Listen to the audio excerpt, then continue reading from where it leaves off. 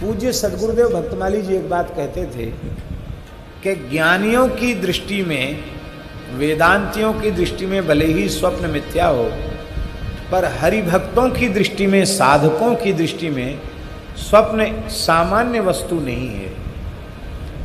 स्वप्न एक बहुत बड़ा विज्ञान है। पूज्य महाराज जी कहते थे, क्या है स्वप्न? स्वप्न साधक के अंतःकरण का दर्पण है। लोग खूब सेवा करते हैं, खूब नाम जप भी करते हैं, माला भी फेरते हैं, कथा भी सुनते हैं, पर स्वप्न में जो चीज नहीं दिखनी चाहिए वो चीज उनको दिखती है। साधन में कमी नहीं है, प्रातः काल से लेकर रात्रि पर्यंत कुछ न कुछ अच्छे काम में लगे हैं, पर सो गए तो ऊट पटांग दृश्य जो किसी प्रेमी, अनुरागी, ज्ञानी भक्त के अंतःकरण में जो भाव नहीं आने चाहिए वे भाव आते हैं, क्योंकि ये मन ही तो सृष्टि करता है ना। यज्ञाग्रतो दूर मुदयित देवन तदु सुप्तस्य तथैवैति दूरंग मन ज्योति खान ज्योतिरेकंतन में मन शिव संकल्प मस्तु। सुप्तस्य तथैवैति, सोए हुए को ले जाता है मन, मन ही सृष्टि करता है। ये स्वप्न भी झाजी प्रमाण है कि जीव ईश्वर का अंश है। क्यों? ईश्वर सृष्टि करता तो जीव भी सृष्टि करता है, भले ही स्वप्न की सृष्टि करता पर करता तो है कि नहीं? ईश्वर का अंश है, सृष्टि की सामर्थ्य। इसलिए न तत्र रथा न रथ योगा न पंथा, उपनिषद में लिखा है। वह रथ नहीं है, घोड़े नहीं है, सारथी नहीं है, मार्ग नहीं है, पर वह जीवात्मा स्वयं ही सब कुछ बन जाता है। ये स्वप्न विज्ञान। तो हम साधन कर रहे हैं, पर यदि हमारे चित्त पर तमोगुण के संस्कार बने हुए हैं, विषय के संस्कार बने हुए हैं, वासना के संस्कार बने हुए हैं, तो साधन व्यर्थ तो नहीं है।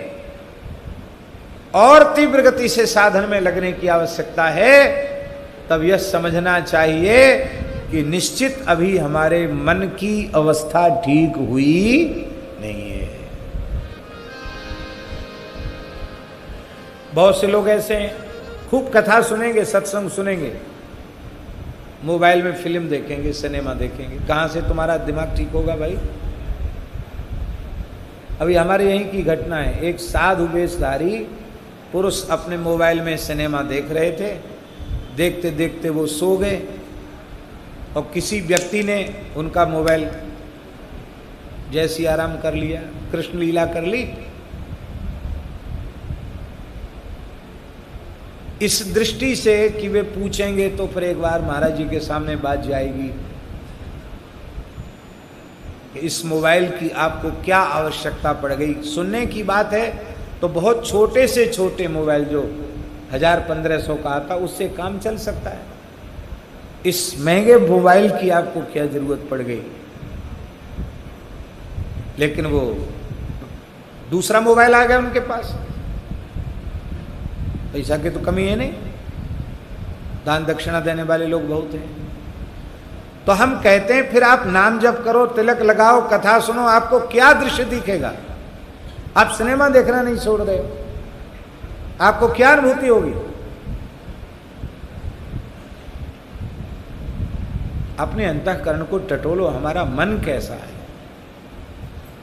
भैया जी सब मन का खेल है, मन के हारे हार है, मन के जीते जीते।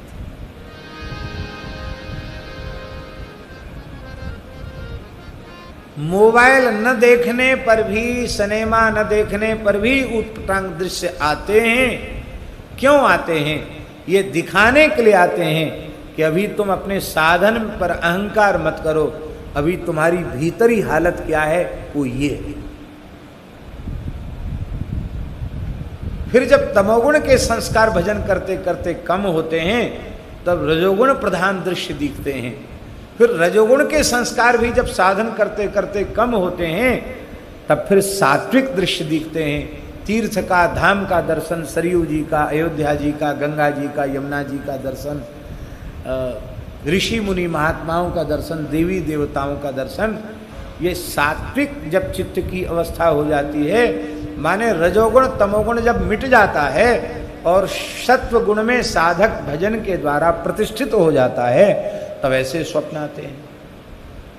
और जब हरिगुरु संतों की कृपा से वह गुणातीत अवस्था की ओर बढ़ता है, तब फिर नित्य सिद्ध रसिक आचार्य चरण दर्शन देते हैं, फिर नित्य विहार की लीला का दर्शन होता है। पर स्वप्न और जागृत दो नहीं रह जाते, स्वप्न भी स्वप्न नहीं रह जाता है। हम आपको क्या कहें, स्वप्न स्वप्न नहीं हुए, महापुरुषों के स्वप्न स्वप्न नहीं रहे।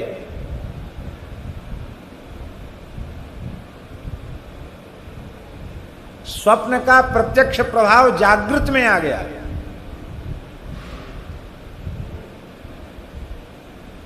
एक महात्मा के मन में व्याकुलता हुई, आपको सुन के हंसी आएगी, हंसो, हंसी आए तो आओ, कोई बात नहीं। उनके मन में व्याकुलता हुई कि इतना माला फेरते हैं, ठाकुर जी से रो रो के कहते हैं, कभी ठाकुर जी ने स्वप्न में भी दर्शन नहीं दिया। प्रेमी महात्मा। तो बालकृष्ण प्रभु आ गए स्वप्न में, बाबा तू बहुत रोवे, ले मैं आ गयो, कहा चाहे कि आपने बड़ी कृपा की, दर्शन दिया, कुछ नहीं चाहता हूं, अपनी कोई बाल लीला दिखाओ। क्या कहा? भैया जी बरसाने की घटनाएं सत्य घटनाएं, हम जानकर भी संत का नाम नहीं ले रहे हैं, मर्यादा नहीं है इसलिए। तो बोले लाल जी दर्शन दिए तो लीला दिखाओ। तो बालकृष्ण थे, नितंग नंगे ठाड़े, खाली जूड़ा बंधा हुआ और उसमें पुष्प गुच्छे हुए, पुष्प से श्रृंगार, कमर में कोंदनी, और आज हरि देखेरी नंगम नंगा, नंगा ठाकुर जी खड़े। तो ठाकुर जी ने अपनी तुत्ती पकड़ी और खड़े खड़े मूतना शुरू किया, बोलो भक्त वत्सल भगवान की। छोटे बच्चे मूते हैं ना, हाँ, और फिर अपना पुरुषार्थ भी दिखाते हैं, किसकी धार कितनी आगे जाए, ताकत भी लगाते हैं। तो ठाकुर जी ने ऐसी विचित्र लीला दिखाई। अब वो महात्मा स्वप्न में सो रहे, और उनकी ठीक छाती पर गरम गरम कृपा कर दी। हंसने की बात नहीं है, सच्ची बात है। महीना डेढ़ महीने तक वक्षस्थल की सुगंध नहीं गई, पूरे कमरे की सुगंध नहीं गई, छाती गीली हो गई, वस्त्र गीला हो गया, आसन गीला हो गया। उन महात्मा ने अपनी अनुभूति पूज्य मोटे गणेश जी वाले महाराज जी को सुनाई। बोले हाँ ऐसा होता। अब बताओ स्वप्न सत्य है कि झूठा, बोलो। दिखे तो स्वप्न में, पर उसकी अनुभूति प्रत्यक्ष में हुई, और उसकी अनुभूति महीनों तक उस कोठरी में बनी रही, एक विलक्षण प्रकार की सुगंध। तो जब ऐसी अवस्था होती है तो श्री ठाकुर जी अपनी मधुर लीलाओं का दर्शन कराते हैं, और स्वप्न में जो कुछ कहते हैं वो एकदम सत्य होता है। स्वप्न स्वप्न नहीं रह जाता है, स्वप्न प्रत्यक्ष हो जाता है। हम आपको क्या कहें, स्वप्न कैसे प्रत्यक्ष होता है? बरसाने में गहुवर वन में पूज्य गुरुदेव भक्तमाली जी की कथा चल रही थी। दास विद्यार्थी जीवन में, छोटी अवस्था थी, हम साथ में थे। तो वहाँ एक निम्बार्क संप्रदाय के संत थे श्रृंगारी जी। वो चिकसौली के विप्र बालकों को राधा कृष्ण के स्वरूप में श्रृंगार करते थे, और 2 सखियां बन जाती और युगल सरकार 4, और वही साधु ही साधु मिलजुल के कुछ महावाणी जी के पद गा लिए और आरती कर ली, भोग धरा दिया। और छोटे छोटे बालक हैं, जो खेलें सोई लीला। वहाँ कोई रास के जैसा स्वरूप थोड़ी के, जैसे रास में बढ़िया से वो बालक सब सीखे हुए होते हैं, वो तो बालक हैं, जैसे खेलने वही लीला। तो उनका सब अधरामृत भी लेते, रास बिहारी का प्रसाद भी लेते। पूज्य गुरुदेव भक्तमाली जी भी बड़े भाव से लेते थे, पर हम थोड़ा किनारे हो जाते थे प्रसाद लेते समय। हमारे मन में आता ब्रजवासी बालक हैं, भले ही ब्राह्मण हैं तो क्या इनका जनेऊ थोड़ी हुआ है, हम तो जनेऊ पहनते हैं, संध्या करते हैं, गायत्री जपते हैं, इनमें कहा आचार विचार, इनका जूठन क्या खाना, ऐसे मन में भाव था। रास विहारी के प्रति भाव नहीं था, जैसा होना चाहिए। दंडोत प्रणाम करते थे, लेकिन इनका प्रसाद श्रद्धा से लें ये भाव नहीं था। महाराज जी का अभ्यास ऐसा था कि महाराज जी कभी कुछ कहते नहीं थे। अंतर्यामी तो महाराज जी थे, साक्षात भगवान, उनके अंतर्यामी तुम्हें कहाँ कमी, और वो कुछ कहते नहीं। और प्रसाद बटता जरूर था, श्रृंगार भोग धराते, फिर बटता, हम किनारे हो जाते।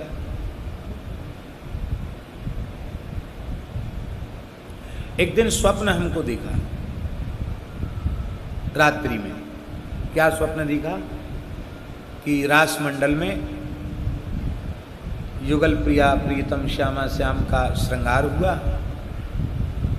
और वहाँ हारमोनियम बज रही है, तबला बज रहा है और कुछ पद हो रहे हैं और ठाकुर जी खेल रहे हैं। श्री जी ठाकुर जी ऐसे बहुत छोटे छोटे स्वरूप थे।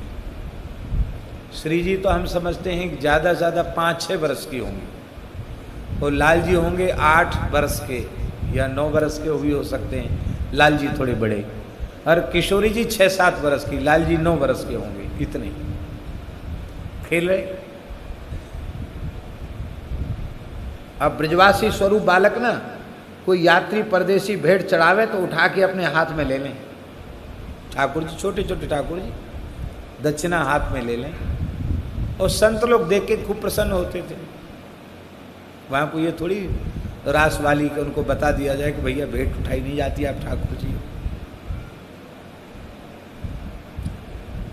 तो स्वप्न में क्या दिखा कि ठाकुर जी खेल रहे हैं और खेलते खेलते जहाँ राजा रामदास जी विराजते हैं अभी भी जिस कुटिया में, महाराज जी का उसी कुटिया में आसन था।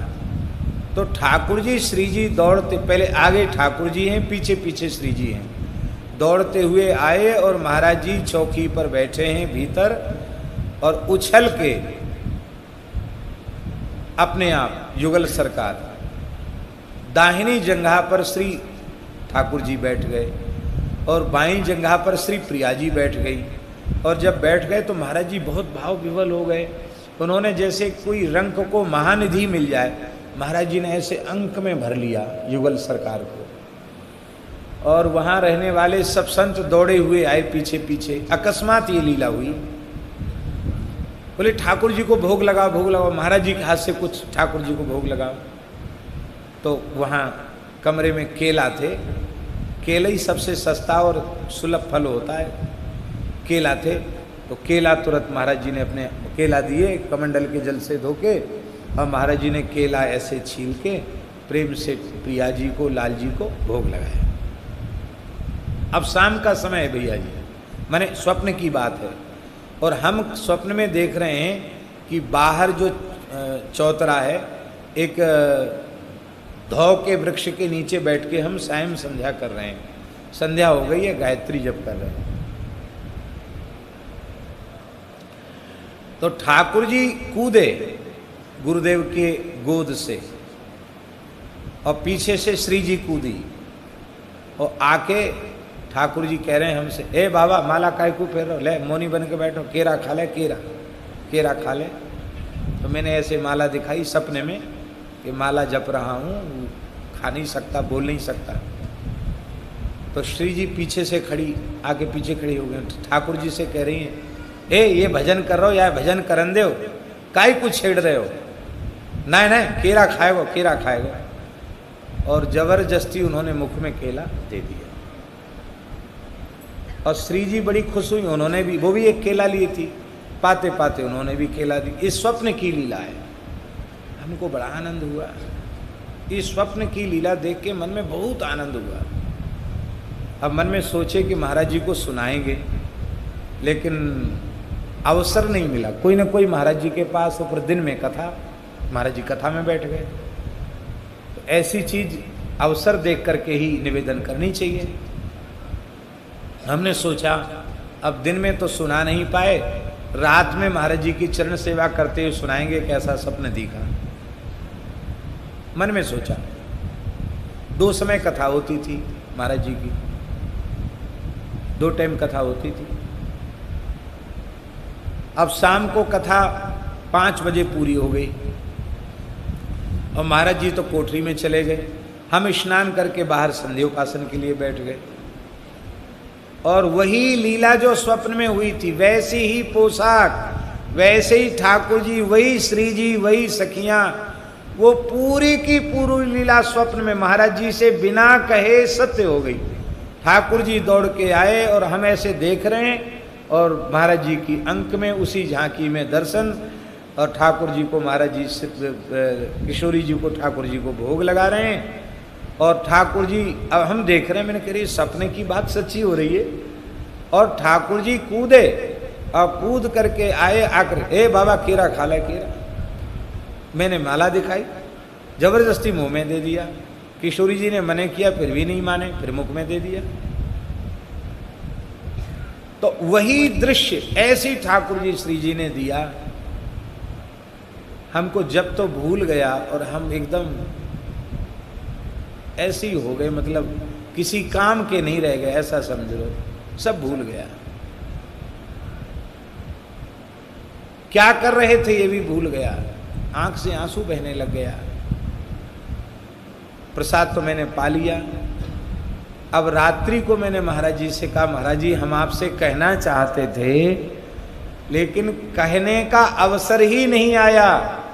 जो स्वप्न में देखा वही 10-12 घंटे के बाद पूरे पूरे स्वप्न को सर्वथा सत्य होते हुए देखा।